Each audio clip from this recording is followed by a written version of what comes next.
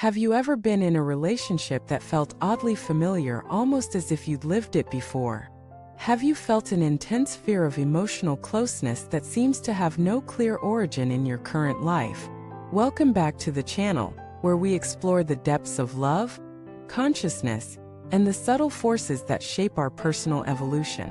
Today's episode is for the seekers, the romantics, and the ones who have asked the question, why do I keep running from love? We're diving into the mysterious yet illuminating world of past lives and avoidant attachment. We often think of relationship patterns as purely psychological. We blame childhood, early heartbreaks, or personal flaws. But what if the roots of avoidance go far deeper beyond the boundaries of this lifetime? What if your struggles with intimacy are echoes of experiences you lived long ago? Let us explore. In today's dating culture, avoidant attachment has become a common theme. It describes a relational style where individuals tend to pull away when things get too emotionally intense. They value independence, feel overwhelmed by closeness, and often struggle with vulnerability. At first glance, they may seem confident and self-reliant. But beneath the surface lies fear of being known, of being hurt, of being trapped. But where does this fear come from? Childhood, of course, plays a key role. But what if it's also karmic? What if your soul remembers something your conscious mind does not? Picture this. A woman has spent her adult life avoiding committed relationships. Every time someone gets close, she bolts. She has done therapy. She has read the books. She has journaled her heart out. And yet, something deeper still resists connection. One day, during a past life regression meditation, she recalls a vivid image. She is a healer in a war-torn land.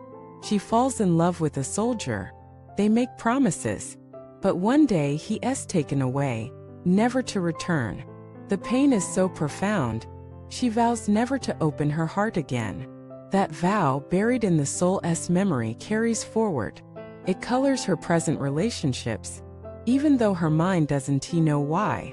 This is the karmic echo of avoidance. It's not just a psychological defense, it's a spiritual scar. Avoidant attachment may be rooted in past experiences of betrayal, abandonment, or traumatic loss. Imagine lifetimes where love equaled loss, where vulnerability led to death, where trusting another meant destruction. Over time, the soul learns, closeness is dangerous, intimacy is unsafe, and so it builds walls. These walls don't always appear as pain. Sometimes they look like independence, control, or emotional detachment.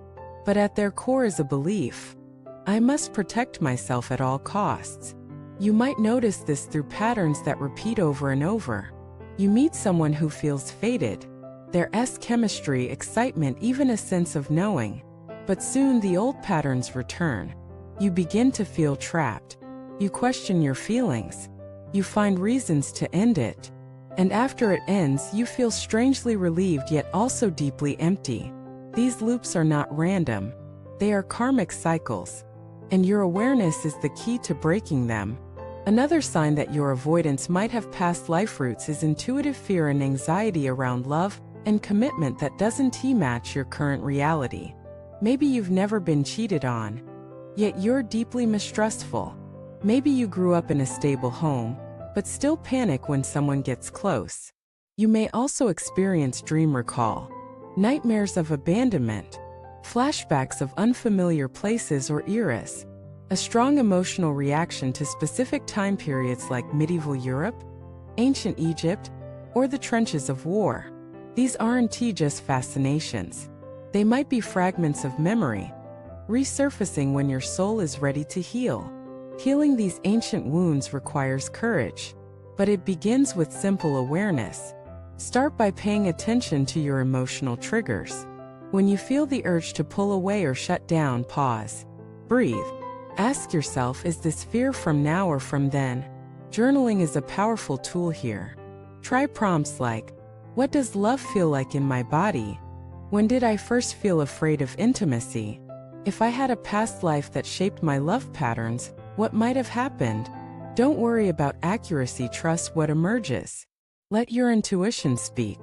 Meditation can also reveal hidden truths. In quiet stillness, invite your soul to show you what it needs you to see. Ask to be shown a lifetime that holds insight into your current relationships. You may see images, hear words, or simply feel emotions. Let them guide you. And most importantly, meet yourself with compassion. Your avoidance is not weakness. It is wisdom, encoded in your soul for protection. But that wisdom needs updating. The threats are no longer real. You are safe now. As you begin this process, you'll notice shifts. You'll become more aware of your patterns.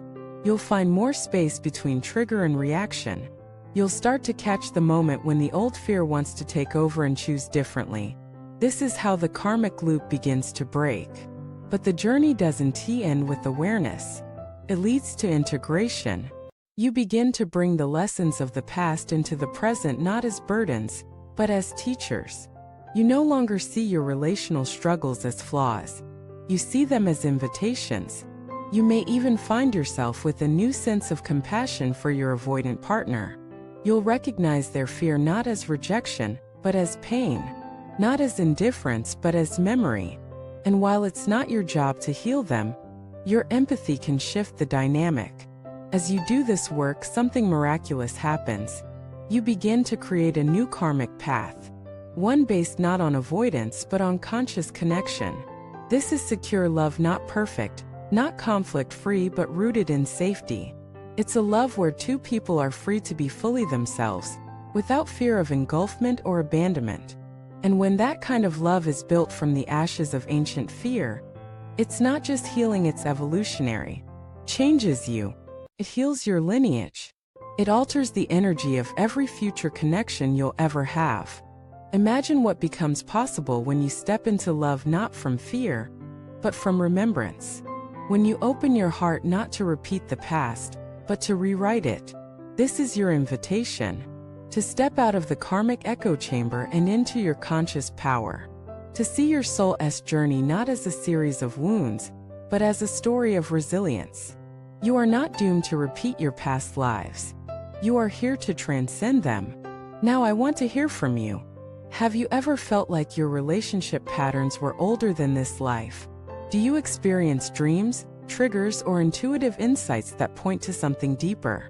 Share your stories in the comments. We are all walking each other home. If this episode resonated, support the channel by liking, subscribing, and sharing it with someone who may be walking a similar path. Until next time, be gentle with your heart, curious with your soul, and courageous enough to love beyond the bounds of time.